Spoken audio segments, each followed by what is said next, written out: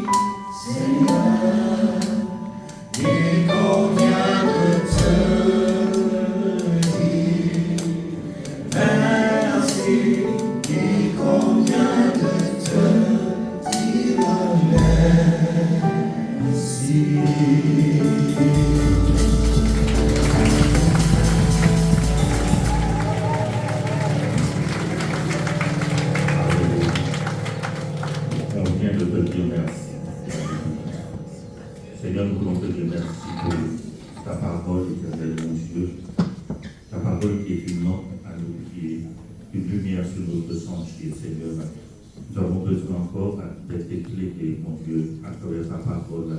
Et nous voulons remettre ton serviteur, ton prédicateur entre tes mains. Seigneur, merci pour le message que tu as déposé sur son cœur, Seigneur. Et merci pour la facilité, Seigneur, que tu lui donnes afin de pouvoir nous transmettre ta parole. Seigneur, nous sommes à tes pieds ce matin, nous disposons nos cœurs, Seigneur, à recevoir l'enseignement de ta parole et te disons encore un grand merci, Père, dans le nom de Jésus-Christ. Amen. Invite mon frère Samuel Berthieu.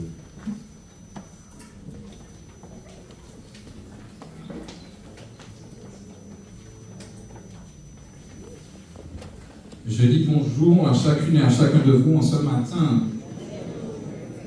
Que la paix de Dieu soit avec vous. Aïe, aïe, aïe, aïe, il y a des personnes qui n'ont pas reçu la paix apparemment. Que la paix de Dieu soit avec vous. Je dis même que la paix de Dieu soit avec nous. Pour que je sois dedans aussi. Notre Dieu est bon. Amen. Notre Dieu est vivant.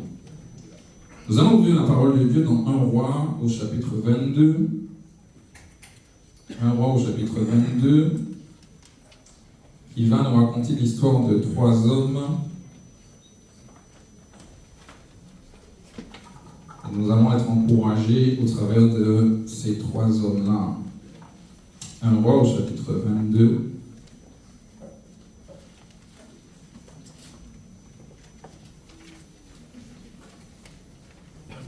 Nathalie. Alors Nathalie, est-ce que c'est possible d'avoir la version Martin? Si tu as la version Martin, si tu n'as pas, c'est pas grave. Mais si tu peux faire ça, ce serait bien. Donc 1 Roi au chapitre 22. Ok, donc on va lire ensemble. Alors, j'ai choisi la version Martin parce que je trouve qu'elle est plus parlante, on va dire. Les mots utilisés sont vraiment parlants. Donc on va lire ensemble, donc 1 Roi chapitre 22. Il est dit, on demeura 3 ans sans qu'il y eût guerre entre la Syrie et Israël. Puis il arriva en la 3e année que Josaphat, roi de Juda, étant descendu vers le roi d'Israël. Le roi d'Israël dit à ses serviteurs, ne savez-vous pas bien que Ramoth de Galade nous appartient, et nous ne nous mettons point en devoir pour la retirer d'entre les mains du roi de Syrie. Puis il dit à Josaphat, ne viendras-tu pas avec moi à la guerre contre Ramoth de Galade? Et Josaphat répondit au roi d'Israël, fais ton compte de moi comme de toi, et de mon peuple comme de ton peuple, et de mes chevaux comme de tes chevaux. Josaphat dit encore au roi d'Israël, je te prie qu'aujourd'hui tu t'enquières de la parole de l'Éternel. Et le roi d'Israël assembla environ 400 prophètes, auxquels il dit, irai-je à la guerre contre Ramoth de Galade, ou m'en éloigne-je? Et ils répondirent, monte, car le Seigneur la livrera entre les mains du roi. Mais Josaphat dit, n'y a-t-il point ici encore quelques prophètes de l'Éternel, afin que nous l'interrogions? Et le roi d'Israël dit à Josaphat, il y a encore un homme pour s'enquérir de l'Éternel par son moyen, mais je le hais, car il ne prophétise rien de bon, mais du mal quand il est question de moi. C'est Michée, fils de Jimla. Et Josaphat dit que le roi ne parle point ainsi. Alors le roi d'Israël appela un eunuque auquel il dit, fais venir en diligence Michée, fils de Jimla. Or le roi d'Israël et Josaphat, roi de Juda, étaient assis chacun sur son trône, revêtus de leurs habits dans la place, vers l'entrée de la porte de Samarie, et tous les prophètes prophétisaient en leur présence. Et Tidisha, on y arrive, fils de Kenaana, s'étant fait des cornes de fer, dit ainsi a dit l'Éternel de ces cornes, si tu heurteras les Syriens jusqu'à les détruire. Et tous les prophètes prophétisaient de même en disant, monte à Ramoth de Galade et tu réussiras, l'Éternel la livrera entre les mains du roi. Or le messager qui était allé appeler Michée lui parla en disant, voici maintenant, les prophètes prophétisent tous d'une voix du bonheur au roi. Je te prie que ta parole soit semblable à celle de l'un d'eux, et prophétise-lui du bonheur. Mais Michée lui répondit, l'Éternel est vivant, que je dirai ce que l'Éternel me dira. Il vint donc vers le roi, et le roi lui dit, Michée, irons-nous à la guerre contre Ramoth de Galade, ou nous en désisterons-nous? Et il lui répondit, monte, tu réussiras, et l'Éternel la livrera entre les mains du roi. Et le roi lui dit, jusqu'à combien de fois te conjurerai-je de ne me dire que la vérité au nom de l'Éternel? Et il répondit, j'ai vu tout Israël dispersé par les montagnes comme un troupeau de brebis qui n'a point de pasteur. Et l'Éternel a dit, ceux-ci sont sans seigneur, que chacun s'en retourne dans sa maison en paix. Alors le roi d'Israël dit à Josaphat, ne t'ai-je pas bien dit que quand il est question de moi, il ne prophétise rien de bon, mais du mal? Et Michée lui dit, écoute néanmoins la parole de l'Éternel. J'ai vu l'Éternel assis sur son trône, et toute l'armée des cieux se tenait devant lui, à sa droite et à sa gauche. Et l'Éternel a dit, qui est-ce qui induira Akab afin qu'il monte et qu'il tombe en Ramoth de Galade? Et l'un parlait d'une manière et l'autre d'une autre. Alors un esprit s'avança, il se tint devant l'Éternel et dit, je l'induirai. Et l'Éternel lui dit, comment? Et il répondit, je sortirai, je serai un esprit de mensonge dans la bouche de tous ces prophètes. Et l'Éternel dit, oui, tu l'induiras, et même tu en viendras à bout, sors et fais-le ainsi. Maintenant, donc, voici, l'Éternel a mis un esprit de mensonge dans la bouche de tous ces prophètes, et l'Éternel a prononcé du mal contre toi.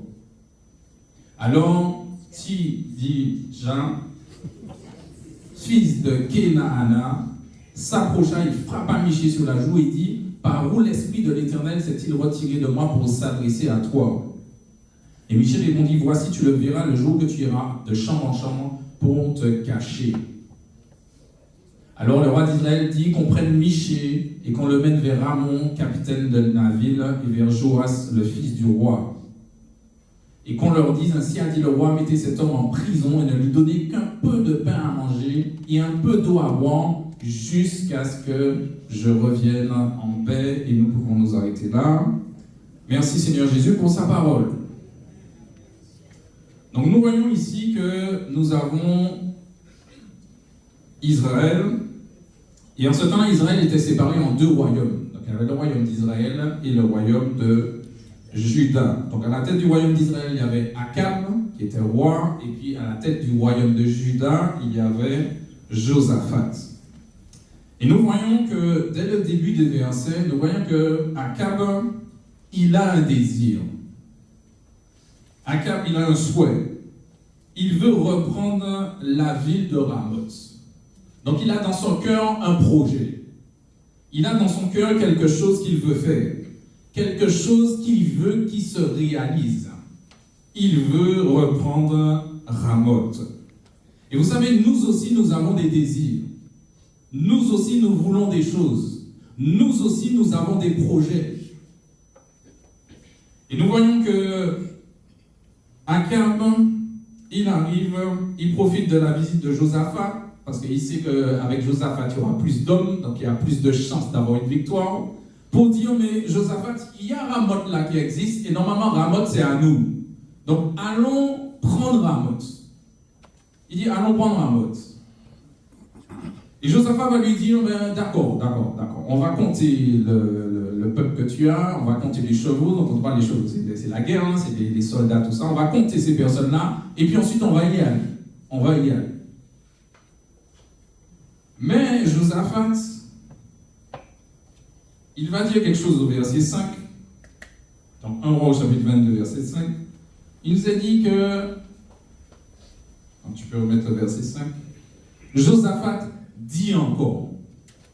Donc ça veut dire qu'il a dit, bon, allons-y, bon, tu as ce projet-là, allons-y, mais Josaphat va rajouter quelque chose. Parce que vous savez, Akab, lui, il veut aller saisir ce qu'il a dans son cœur. Et vous savez, je suis allé chercher la définition de Ramoth, et Ramoth veut dire haut lieu. Et vous savez qu'Akab, c'était un roi qui faisait des idoles et tout, donc peut-être que dans son coin, dans son cœur, dans son projet, il voulait faire un nouveau lieu d'idole.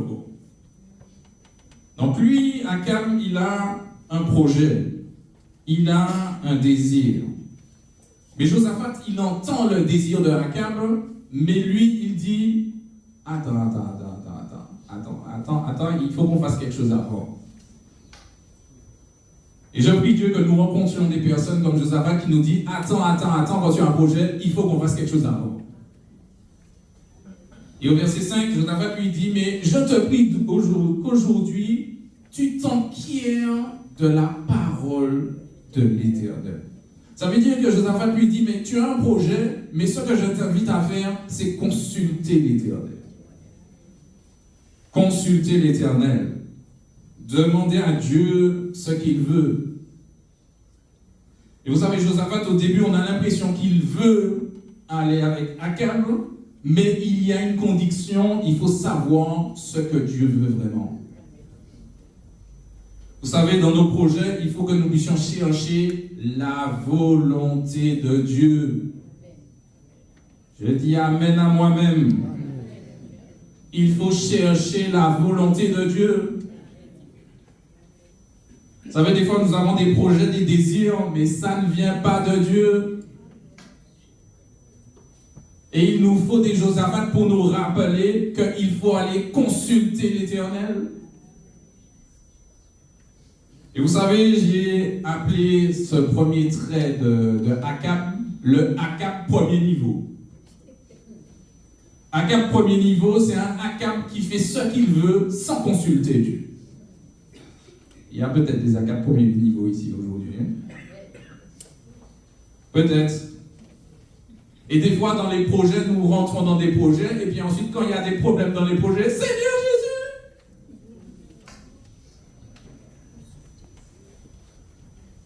Heureusement que Dieu est un Dieu de grâce. Hein? Avant de faire cette guerre, Josaphat voulait consulter l'Éternel. Les Akab premier niveau ne consultent pas Dieu. Les Akab premier niveau, ils agissent selon leurs désirs. Les Akab premier niveau, ils agissent selon leur convoitise. Donc ils voient quelque chose, ils veulent faire la chose, ils la font. Les Akab premier niveau sont guidés par leurs propres désirs. Et ce que j'aimerais dire à un Akab premier niveau, c'est qu'il te faut consulter Dieu. Il faut intégrer Dieu dans tes décisions. Ensuite, nous continuons la lecture et nous voyons le verset 6. Et le verset 6 nous présente le Akab deuxième niveau. Le Akab deuxième niveau, c'est un Akab qui va consulter, mais ce n'est pas l'Éternel qui va consulter. Il dit au verset 6, donc il entend que Josaphat lui dit de consulter l'Éternel. Il dit au verset 6, et le roi d'Israël assembla environ 400 prophètes, auxquels il dit, irai-je à la guerre contre Ramoth de Galad ou m'en éloigne? Et ils répondirent, monte car le Seigneur la livrera entre tes mains. Donc ça veut dire qu'il avait 400 prophètes. Il en avait beaucoup quand même. Hein? On est combien? On est peut-être 200, 250. Vous imaginez, vous me rajoutez 150 personnes, et voilà 400 personnes qui lui disent, vas-y, monte. Et puis 400 prophètes de l'Éternel. Hein? Qui se disent prophètes de l'Éternel? 400 personnes. Et puis, ils parlent tous de la même voix. Ils disent tous la même chose. Tous les prophètes sont alignés. Les 400. Et nous voyons que le Akab deuxième niveau, lui, qu'est-ce qu'il va faire? Il va se fabriquer des prophètes pour pouvoir réaliser ses projets et puis dire que ses projets viennent de Dieu. Oh là là là là. Ah, Akab deuxième niveau. Au verset 11, au verset 11, il y a même notre fameux, alors je vais dire le nom dans la version 8 secondes, Sédécias. Ok? Sédécias, il arrive, il va se faire des cornes de fer, il va dire, ben voici, avec des cornes, ces cornes-là, c'est avec ça que tu auras la victoire. Aïe, aïe, aïe, aïe, aïe. Mais pourquoi il fait ça? Parce que vous savez, c'est plus impressionnant. Et des fois, il y a des personnes qui disent qu'ils viennent de Dieu. Ça peut être impressionnant. Ça ne vient pas de Dieu. Ça peut être quelque chose, et puis des fois ça touche l'émotion. Ah, l'émotion. Surtout quand tu sais que tu n'as pas beaucoup d'argent, tu entends quelqu'un qui te dit que tu vas avoir une promotion. Wouh! Et puis tu avais déjà le désir pour acheter quelque chose, on te dit tu as une promotion. Ah oui, ça vient de Dieu. Ils étaient 400 prophètes. Et ils ont impressionné Akab. Ils parlent du Seigneur.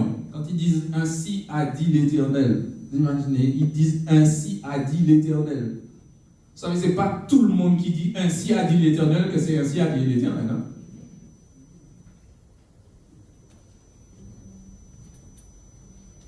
Vous savez, dans 2 Timothée au chapitre 4, versets 1 à 5, vous savez, c'est le temps que nous sommes aujourd'hui.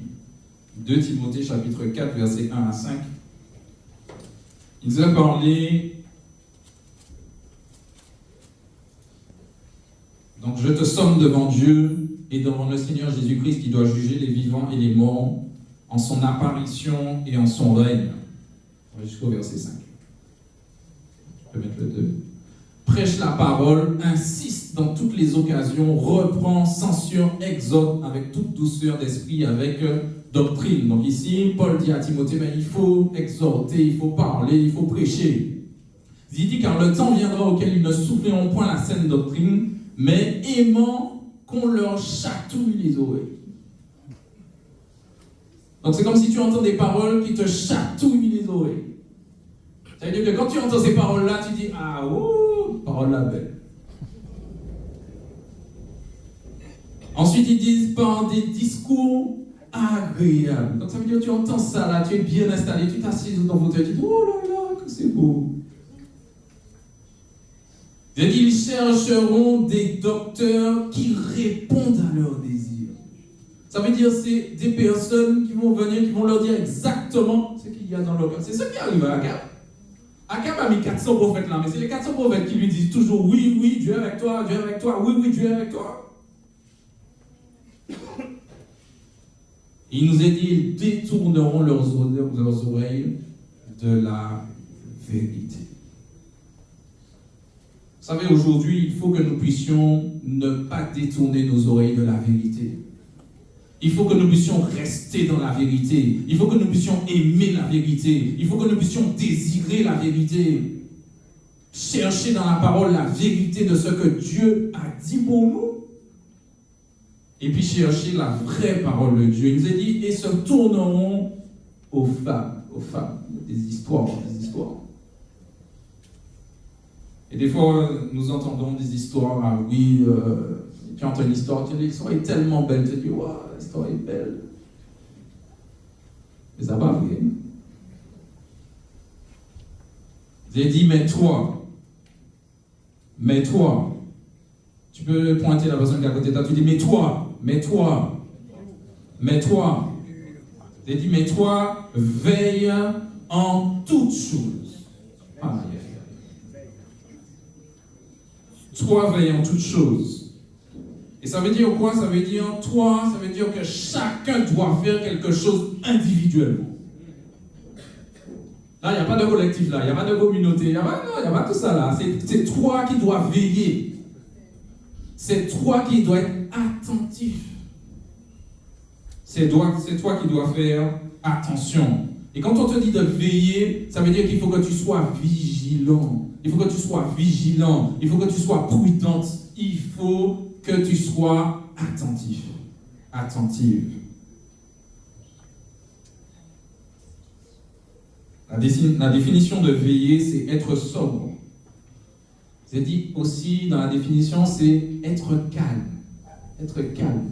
C'est-à-dire on n'est pas dans l'agitation, on est dans le calme. On est calme. C'est dit aussi comme définition, c'est être concentré.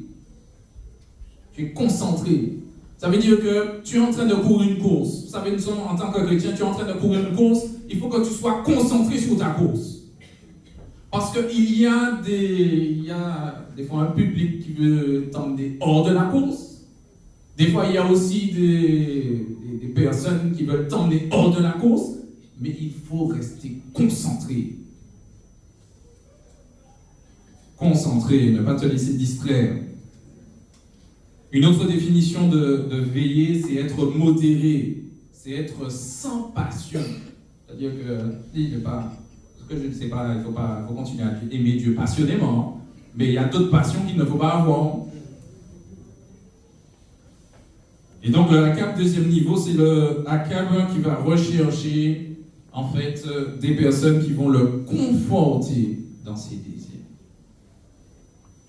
Alors j'espère qu'en ce matin, il n'y a pas de ACAP deuxième niveau au milieu de nous. Enfin, au verset 8, nous rencontrons le ACAP troisième niveau. ACAP troisième niveau. Donc, au verset 8. Non, alors, 2 Rois, excuse-moi, Nathalie. 2 Rois, chapitre 22, verset 8. 2 Rois 22, au verset 8. Donc, on peut lire même à partir du verset 7.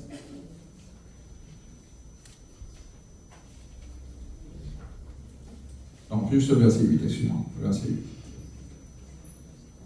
Il dit, alors 1 Roi 22, excuse-moi. 1 Roi 22, verset 8. Je te donne du travail là, Nazali. 1 Roi 22, verset 8. Il a dit, et le roi d'Israël dit, merci. Et le roi d'Israël dit à Josaphat, il y a encore un homme pour s'enquérir de l'Éternel par son moyen. Alors déjà, on voit que Josaphat lui-même, il voit qu'il y a un problème là.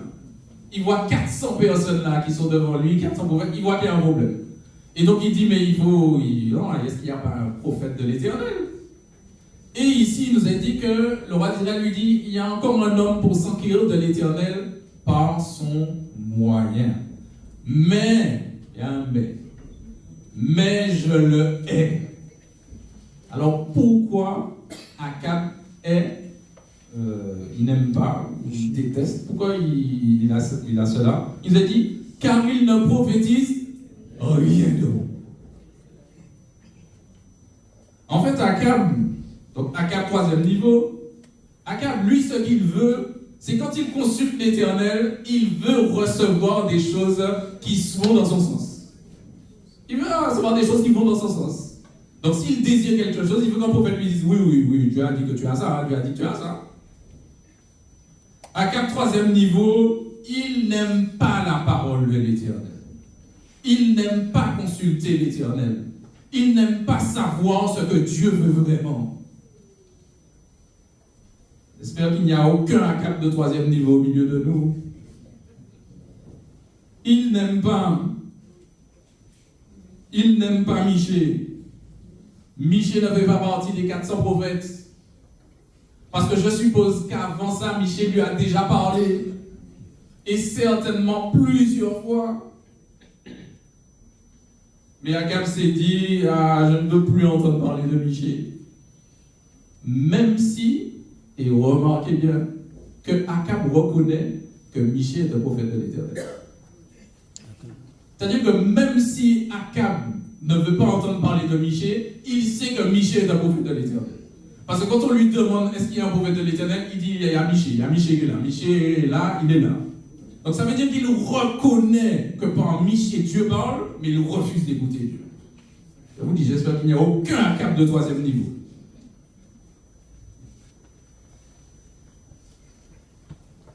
Et vous savez, Michée, il est dans une situation, je dirais, difficile.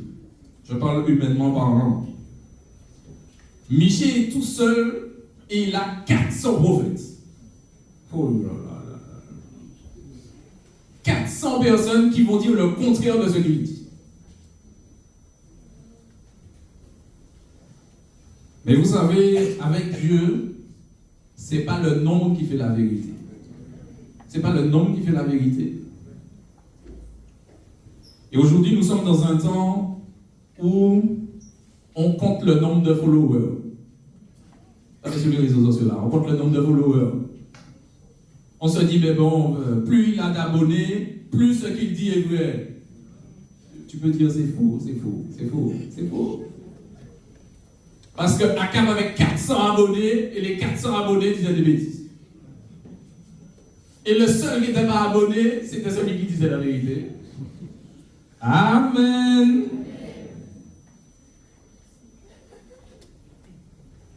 Le prophète Michée, il est en minorité.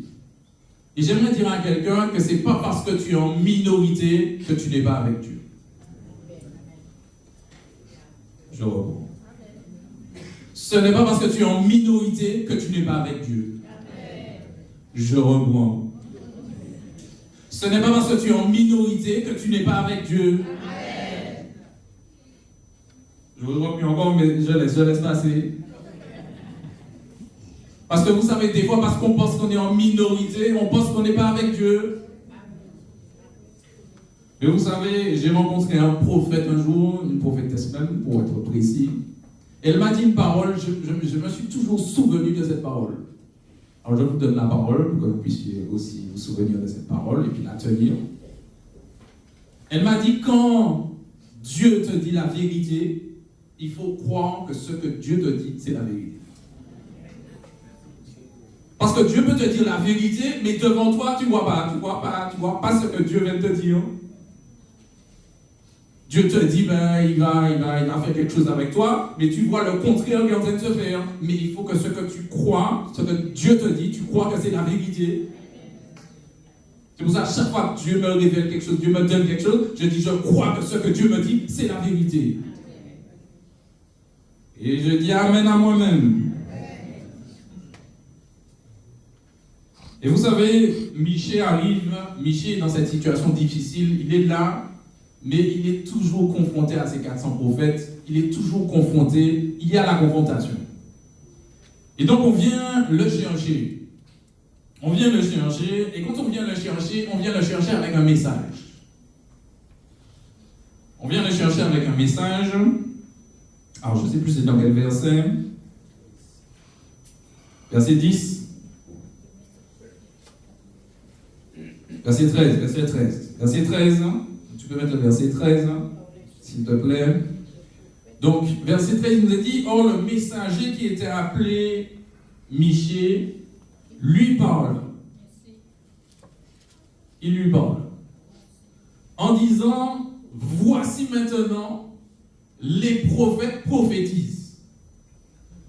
Tous d'une voix, du bonheur au roi. Aïe, aïe, aïe. Des prophètes qui prophétisent du bonheur au roi. Donc il lui dit, bon Michée, je t'appelle pour venir là, mais il n'y a que des prophètes qui prophétisent du bonheur. Et il dit, je te prie que ta parole soit semblable à celle de l'un d'eux. Ça veut dire que le messager qui est venu le chercher, il lui dit, mais tu as reçu quelque chose de Dieu, mais ne dis pas ce que tu as reçu de Dieu. Parce que là, il y a le bonheur, là, il y a la joie, il y a tout ça, on est tous contents, là. Non, ne dis pas ce que tu as reçu de Dieu.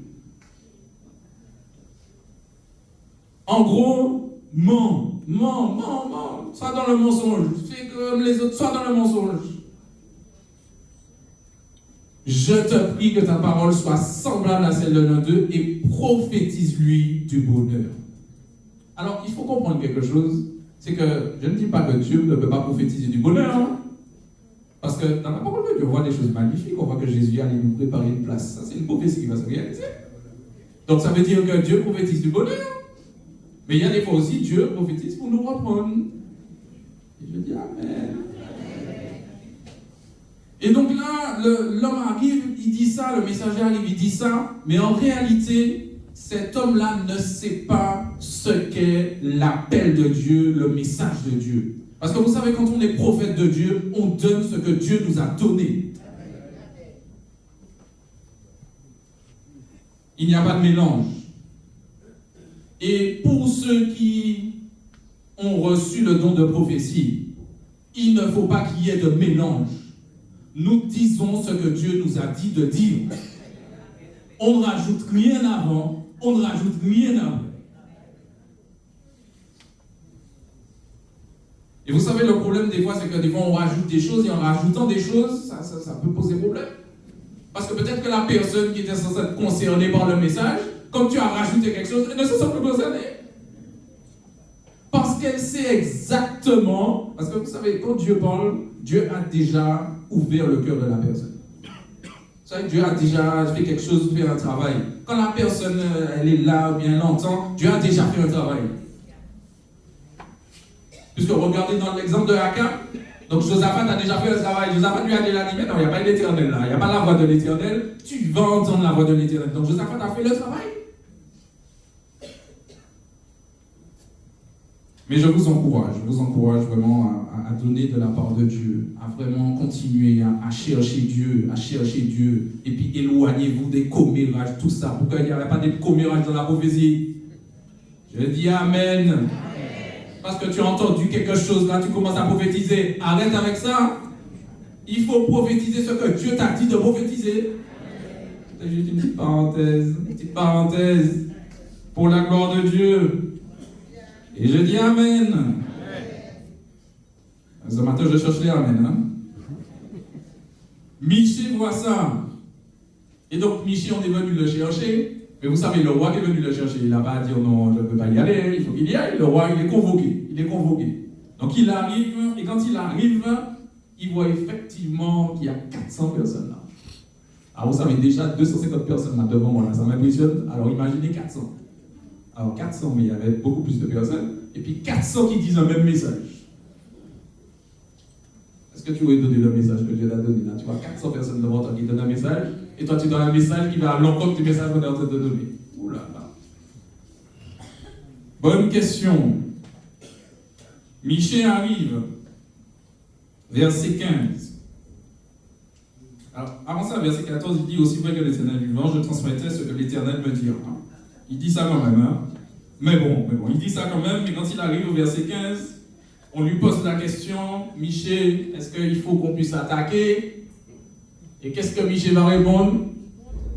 Bon, comme il a compris le discours qui est là, il dit, bon voilà, je lâche ça comme ça, et puis comme ça on a terminé avec ça. Et vous savez, des fois, ça nous arrive. Ça nous arrive. Nous avons reçu quelque chose de Dieu, nous avons peut-être donné... et vous savez, il y a quelque chose aussi d'important. Quand on reçoit quelque chose de Dieu, il faut demander à Dieu qu'est-ce qu'on fait avec ce qu'on a reçu. Il faut demander à Dieu qu'est-ce qu'on fait dans ce qu'on a reçu. On peut recevoir quelque chose sur quelqu'un, parce que c'est pas... Faites l'église de Dieu, c'est pas seulement le dimanche matin, hein. Parce que c'est pas seulement le dimanche qu'on reçoit des choses, on reçoit des choses toute la semaine, j'espère, pour tout le monde. Donc tu peux recevoir quelque chose sur une sœur, un frère, il faut que tu demandes à Dieu, mais voilà, Dieu, j'ai reçu ça, mais qu'est-ce que je dois faire? Et puis si Dieu te dit, va parler à la personne, tu vas parler à la personne. Si Dieu te dit d'intercéder, tu intercèdes. Si Dieu te dit de prier, tu pries. Si tu fais ce que Dieu te dit. Je suis sûr et certain que Dieu ne va pas te dire de prendre ton téléphone pour appeler quelqu'un, pour raconter. Amen. Alors, donc on voit que Michée arrive, et Michée, donc devant ça, il va se dire, bon, je dis la chose, comme ça on va libérer, et puis j'ai terminé avec ça. Mais on voit que, donc au verset 15, il lui dit, et le roi dit, monte, tu réussiras, l'Éternel la livrera entre les mains du roi. Il utilise les mêmes mots que les autres utilisent. Et le verset 16, le roi va lui dire, mais combien de fois, jusqu'à combien de fois te conjurerai de me dire que la vérité au nom de l'Éternel? Alors Michée va dire ce qu'il a reçu de Dieu. Et vous savez, ce qui est étonnant avec Michée, c'est que je ne sais pas à quel moment il a reçu ça. Je ne sais pas si c'est pendant qu'il marchait et tout. Peut-être qu'il a reçu ça avant même qu'on vienne le chercher. Donc il savait déjà ce qui s'était passé.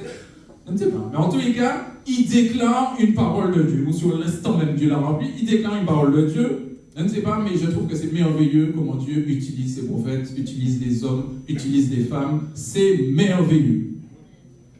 Il dit, mais il répondit, j'ai vu tout Israël dispersé par les montagnes, donc ça veut dire, je vois une défaite cuisante. Donc, tout le monde annonce la victoire, lui, il annonce une défaite cuisante. Il dit, mais c'est comme si c'est des brebis égarés. Donc, comme c'est ce qui va se passer, que chacun reste dans sa maison. Que chacun reste dans sa maison. Donc là, c'est le moment, tu restes dans ta maison, c'est pas le moment d'aller à la guerre. Dieu n'est pas dans cette guerre avec toi. Et qu'est-ce qui va se passer au verset suivant, donc le verset 18? Akab qui va dire, mais ne t'ai-je pas dit qu'à chaque fois il parle, il dit quelque chose de mauvais. Donc il dit à Josaphat, mais je t'ai dit ça, à chaque fois qu'il parle, c'est pour quelque chose de mauvais.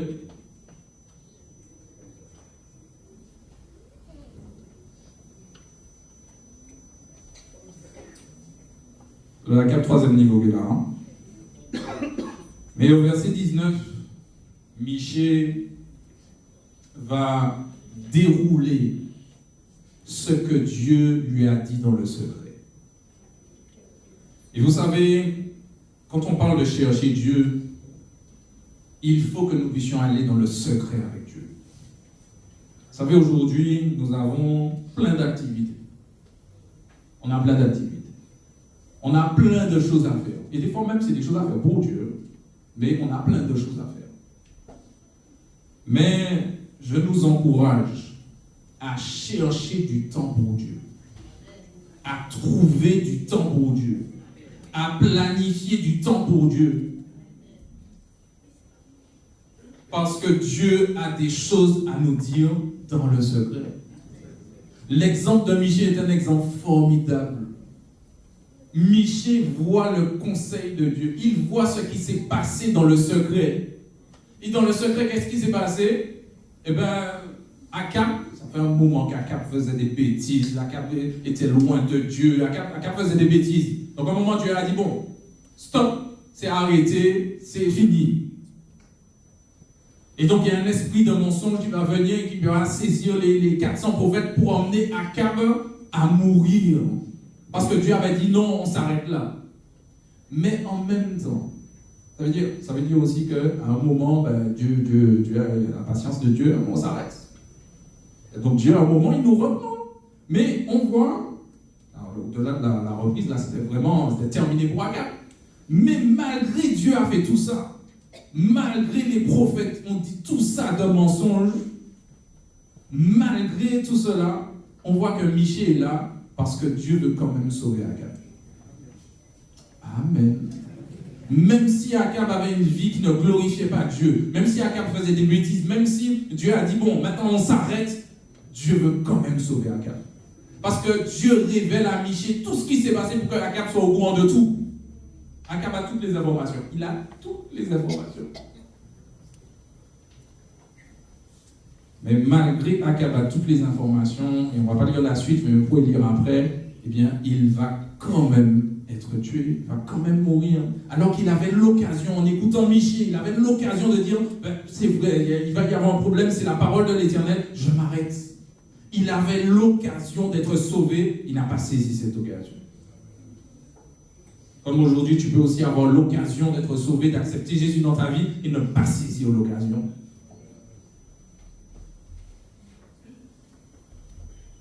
Michée a été invité dans le conseil de Dieu. Alors j'ai dit, Seigneur, moi aussi je veux être dans le conseil de Dieu. Vous savez qu'est-ce qu'il m'a répondu? Vous savez pas qu'est-ce qu'il m'a répondu? Sanctifie-toi, sanctifie-toi, sanctifie-toi, consacre-toi, sépare-toi du péché, sépare-toi des mauvaises passions. C'est ce qu'il m'a répondu. Et des fois, nous voulons être dans le conseil de Dieu, mais avec les passions. Oh là là. Alors, tu penses que tu vas rentrer dans le conseil de Dieu avec les passions, tout ça? Il faut laisser ça de côté. Vous savez, nous voulons tous recevoir de Dieu. Nous voulons tous être comme Michée, voir Dieu en train de parler, dire ce qu'il a à dire sur nous, ce qu'il a à dire sur l'Église. Nous voulons savoir cela, mais est-ce que nous voulons payer le prix? Parce que ce n'est pas avec des vidéos YouTube que tu vas être dans le conseil de Dieu. Ce n'est pas avec TikTok que tu vas être dans le conseil de Dieu. Je dis Amen. Si nous nous concentrons sur Josaphat, Josaphat, lui, il a un désir. Autant Akab, il a le désir de prendre Ramoth.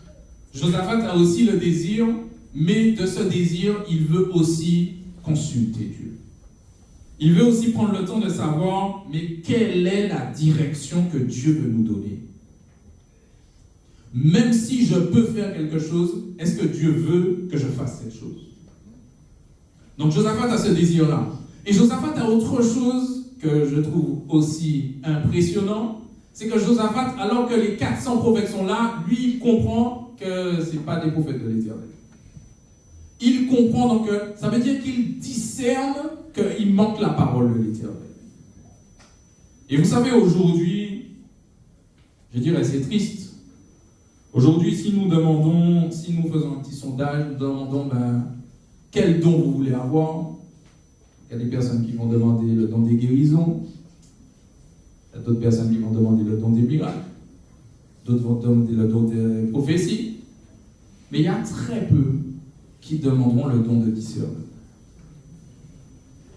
Et vous savez, le don de discernement nous donne à discerner ce qui est vrai de ce qui est faux. Et vous savez, c'est un don qui manque à l'Église. Je ne parle pas forcément de l'Union chrétienne, je parle de l'Église de manière générale. C'est un don qui manque à l'Église. Le don de discerner ce qui est vrai de ce qui est faux. Parce que si tu es à la place de Josaphat et tu n'as pas le discernement, tu vois 400 prophètes qui te disent d'y aller. Tu dis, ah, maman, mais tu es avec nous. Tu vas même te dire, on n'a même pas besoin d'armes. Avec 400 prophètes là, on met les prophètes devant, on va gagner. Mais si tu as du discernement, tu constates que là, ce n'est pas les prophètes de Dieu. Même si celui-là te sort une corde de fer, même si celui-là te sort quelque chose qui sort, parce qu'aujourd'hui, bon, avant c'était corde de fer, maintenant aujourd'hui, alors je ne sais pas qu'est-ce qu'ils sortent, mais ils sortent des choses pour impressionner. Mais quand tu as le discernement, tu sais ce qu'il se passe. Quand tu as le discernement, tu sais qui est devant toi. Quand tu as le discernement, cela te fait gagner des années. Parce que tu sais, sans le discernement, tu peux te tromper. Tu peux te tromper et perdre du temps. Parce que Dieu t'invite à aller dans cette voie-là. Dieu te dit dans cette voie-là. Et puis d'autres personnes te disent une autre voie. Donc tu prends l'autre voie et tu vas perdre du temps. Et vous savez, notre adversaire, il sait quelque chose, c'est que nous avons un temps limité. Nous avons un temps limité.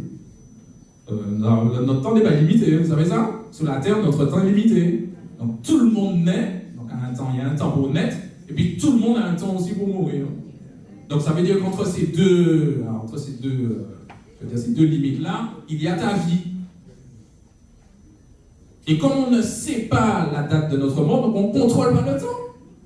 Et il faut savoir quelque chose, c'est pas parce qu'on est jeune qu'on contrôle le temps aussi. Parce que quand on entend les infos, on entend que voilà, il y a des jeunes, très jeunes, qui meurent. Le temps, faire la volonté de Dieu, le discernement, que nous puissions discerner la volonté de Dieu. Et le frère Joël a pris ce passage 12, Romains 12, verset 2. Vous avez dit que nous devons être renouvelés de l'esprit afin de discerner quelle est la volonté de Dieu.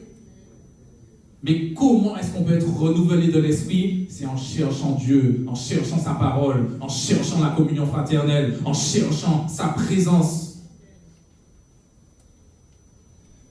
Et lui, il va te donner de discerner. Josaphat a même discerné que la première parole de Michée, ça ne venait pas de Dieu. Je vous laisse quelques secondes pour réfléchir à ça. Hein? Parce qu'on appelle un prophète de l'Éternel, la première parole de prophète de l'Éternel ne vient pas de l'Éternel. Mais Josaphat a su discerner ça aussi.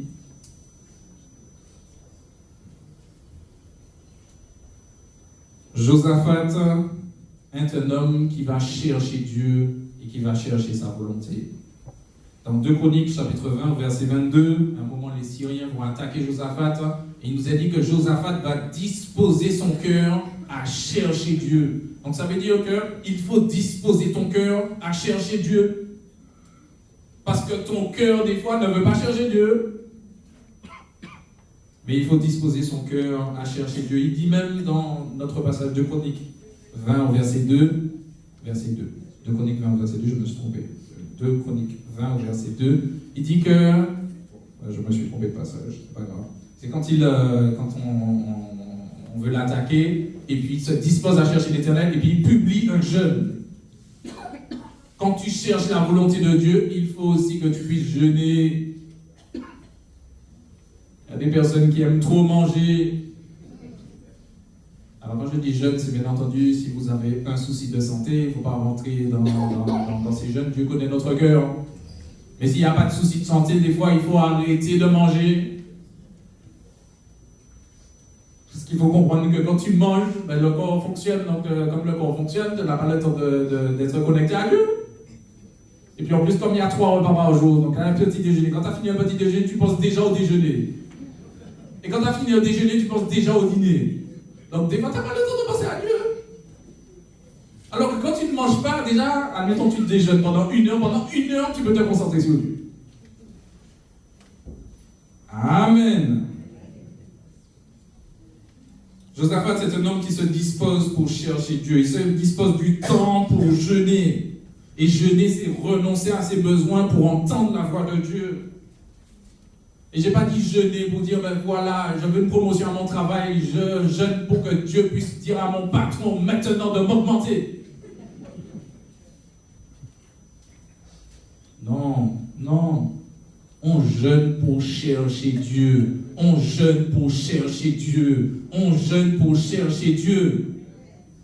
Et quand tu trouves Dieu, Dieu te donne des choses. Parce que Dieu a toujours quelque chose à nous donner.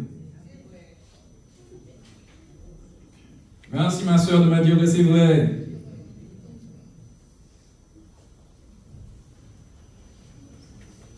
Michée était dans le conseil de Dieu. Josaphat était l'homme qui cherchait la volonté de Dieu. Et il faut comprendre quelque chose. C'est que Akab pouvait faire ce qu'il voulait. Et on la voit dans la suite du récit. Comme il a entendu, il est quand même formidable. Non mais Akab, j'aurais même pas pu mettre Akab 4e niveau. Parce que Akab entend la parole de l'Éternel. Il sait que c'est vrai. Parce qu'il se déguise. Dans la suite du passage, il va se déguiser pour dire comme ça, on ne va pas voir que c'est moi le roi. Parce que vous savez, ce qu'il faut comprendre, c'est que dans la guerre, il faut attaquer les personnes qui sont les plus importantes. Donc on va attaquer le roi, parce que le roi il a un habit, voilà, on va l'attaquer. Donc lui il se dit, mais comme Dieu a dit que je vais mourir, je vais me déguiser comme ça, Dieu ne va pas me voir. Dieu ne va pas me voir. Mais tu peux dire à celui à côté de toi, Dieu voit tout. Que tu sois déguisé ou pas, Dieu voit tout. Peut-être qu'il y a quelqu'un qui est allé au carnaval, il s'est déguisé, il s'est dit, on ne va pas me voir. Dieu t'a vu. Dieu t'a vu. Moi, je ne t'ai pas vu, mais Dieu t'a vu. Alors, je lance ça pour quelqu'un, je pense. Dieu te voit. Donc, ça veut dire qu'il est déguisé là. Et puis, il nous a dit, alors je ne sais plus dans quel verset, il nous a dit qu'à un moment, il y a une flèche qui sort de je ne sais où. Oh là là là là. Parce que la parole de Dieu a été prononcée. Et comme la parole de Dieu a été prononcée, la main de Dieu va accomplir la parole de Dieu. Ça veut dire que si tu as reçu une parole de Dieu, accroche-toi à la parole. Accroche-toi à la parole. Parce que tu ne sais pas, quelqu'un va tirer une flèche, tu ne sais pas d'où sort la flèche. Tu ne sais pas comment est la flèche, mais elle va atteindre son objectif. Vous imaginez là, même la personne qui a tiré la flèche est un instrument entre les mains de Dieu. Akab avait du temps pour se repentir, il ne s'est pas repenti, alors la parole de Dieu s'est accomplie. Vous savez, même si Dieu nous dit des choses, eh bien Dieu, si nous avons un cœur repentant, nous revenons à lui sincèrement, eh bien Dieu peut nous faire du bien. Je crois que si Akab avait dit, ben, Seigneur, je reconnais qu'effectivement ces 400 prophètes, c'était de moi, je reconnais tous ces niveaux que j'ai, mais je reconnais toutes ces choses et je reviens à toi, je crois que Dieu pouvait lui faire grâce. Mais Akab a été rebelle jusqu'au bout. Mais moi, je t'invite à être fidèle jusqu'au bout, à être intègre jusqu'au bout, à avoir la foi jusqu'au bout, à combattre le bon combat de la foi jusqu'au bout, à chercher Dieu jusqu'au bout, jusqu'au bout. Et quand je dis jusqu'au bout, il y a deux bouts. C'est soit à un moment, la mort vient et puis voilà, ou encore le Sauveur et Seigneur Jésus-Christ vient nous chercher. Oh là là là là là là là. Vous imaginez, nous sommes là et puis en un instant, nous sommes avec Jésus. Mais pour cela, il nous faut nous sanctifier, il nous faut aimer la parole de Dieu, il nous faut chercher sa volonté. Amen. Seigneur Jésus, en ce matin, au travers de ta parole, tu nous as montré Akab. Et tu connais cet homme et tu as permis que cette histoire soit dans ta parole. Alors tu sais le pourquoi. Tu sais que cette histoire nous instruit. Cette histoire nous exhorte. Cette histoire nous corrige. Je veux premièrement te prier pour nous qui sommes dans cette salle, Père, et qui faisons selon nos désirs, selon notre convoitise. Père, en ce matin, nous voulons te demander pardon. Père éternel, c'est vrai. Nous avons fait des projets qui ne venaient pas de toi. Nous ne t'avons pas consulté. Nous ne t'avons pas cherché. Père, nous te demandons pardon. Père, aide-nous maintenant à suivre ta volonté. Je veux te demander pardon aussi pour ceux et celles, Père, qui au lieu de consulter ta parole, sont allés voir à droite, à gauche. Des fois pour consulter l'homme. Des fois pour consulter, Père éternel, des sorciers ou autres, Père. Tu connais. Père, nous voulons te demander pardon. Nous voulons aussi te demander pardon, Père. Là où, Seigneur mon Dieu, Père, nous avons entendu ta parole et nous l'avons rejetée. Là où nous avons entendu ton conseil et là où nous l'avons rejeté. Père éternel, nous te demandons pardon. Père éternel, nous voulons aussi te demander pardon. Là où nous manquons de discernement, là où nous manquons de sagesse, là où nous manquons de science de la réflexion, Père, nous voulons te demander pardon. Nous venons devant toi, Père, aussi pour te demander pardon. Là où tu nous as parlé, nous avons modifié ce que tu nous as dit, Père. Là où tu nous as parlé, Père, nous n'avons pas, Seigneur Dieu, nous ne sommes pas accrochés à cette parole, Père. Père, nous te demandons pardon. Nous te remercions parce que ce matin, ce n'est pas un trône de jugement, mais c'est un trône de compassion et de miséricorde. Oui, Seigneur mon Dieu, Père, tu nous fais grâce en ce matin. Là où, Seigneur mon Dieu, nous avons dévié, tu nous ramènes sur le droit chemin. Là où, Seigneur mon Dieu, nous ne nous sommes pas renseignés sur ta volonté. Là où, Seigneur mon Dieu, nous avons des occupations à droite et à gauche. Tu nous donnes de nous recentrer sur toi. Tu nous donnes de nous concentrer sur toi, Père. Tu nous donnes, Seigneur mon Dieu, de suivre la course que tu nous as fait commencer, Père. Je veux te prier pour ceux qui ne t'ont pas encore accepté, afin, Seigneur mon Dieu, qu'ils puissent vraiment te connaître, Père. Te connaître, il n'est rien de mieux. Alors nous te remercions. Nous croyons, Seigneur mon Dieu, et Seigneur mon Dieu, Père, nous sommes dans la joie parce que nous savons que si tu nous parles, c'est que tu nous aimes. Alors nous te disons merci pour ton amour. Merci pour ta parole. Merci, Seigneur mon Dieu, pour les paroles aussi qui sont montées dans nos cœurs. Merci, Seigneur mon Dieu, pour les décisions qui sont montées dans nos cœurs. Tu nous donnes d'être fermes dans nos résolutions afin que nous ayons du succès, Père. Te disons merci. Au nom de Jésus. Amen. Amen. Que Dieu vous bénisse, que Dieu vous encourage. Je laisse la place.